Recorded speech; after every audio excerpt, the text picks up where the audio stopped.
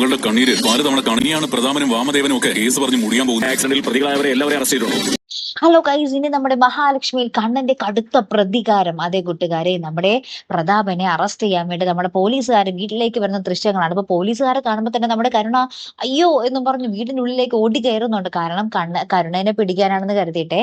അപ്പോഴാണ് നോക്കുമ്പോൾ നമ്മുടെ കരുണ ഇങ്ങനെ ജനാലയ്ക്ക് കൂടി ഒളിഞ്ഞു നോക്കുമ്പോൾ നമ്മുടെ പ്രതാപനെ കൊണ്ടുപോകുക. അതായത് അച്ഛന്റെ മരണകാരണത്തിന്, അതായത് കണ്ണന്റെ അച്ഛനെ ലോറി ഇടിച്ച് കൊന്നതും നമ്മുടെ പ്രതാപനാണെന്നും പറഞ്ഞ് പ്രതാപനെ കൊണ്ടുപോകുവാണ്. അങ്ങനെ പ്രതാപൻ ജയിലിൽ ചെല്ലുമ്പോഴായിരിക്കും അവിടെ ഓൾറെഡി നമ്മുടെ വാമദേവൻ ജയിലിനുള്ളിൽ കിടക്കുന്നു. അങ്ങനെ വാമദേവനെയും പൊക്കി നമ്മുടെ പ്രതാപനെയും പൊക്കി. അങ്ങനെ നമ്മുടെ കണ്ണന്റെ പ്രതികാരം തുടങ്ങി കഴിഞ്ഞു കേട്ടോ ഗൈസ്. ഇനി നമ്മുടെ മഹാലക്ഷ്മിയുടെയും കുഞ്ഞിന്റെയും കാര്യമാണ് നമുക്ക് ഇനി അറിയേണ്ടത്, അല്ലേ കൂട്ടുകാരെ?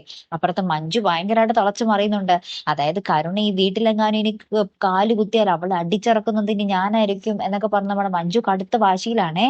അപ്പൊ ഇനി എന്തൊക്കെയാ സംഭവിക്കാൻ പോകുന്നത്, അല്ലേ കൂട്ടുകാരെ? നമ്മുടെ മഹാലക്ഷ്മിയും കുഞ്ഞും ഇനി ഓക്കെ ആയി കഴിഞ്ഞാൽ പിന്നെ നമ്മുടെ പ്രേക്ഷകർക്കൊക്കെ ഭയങ്കര സമാധാനമാണ്, അല്ലെ? കാത്തിരിക്കാട്ടോ. അപ്പൊ അടുത്തൊരു വീഡിയോയുമായി വരുന്നത് വരയ്ക്കും ഗുഡ് ബൈ.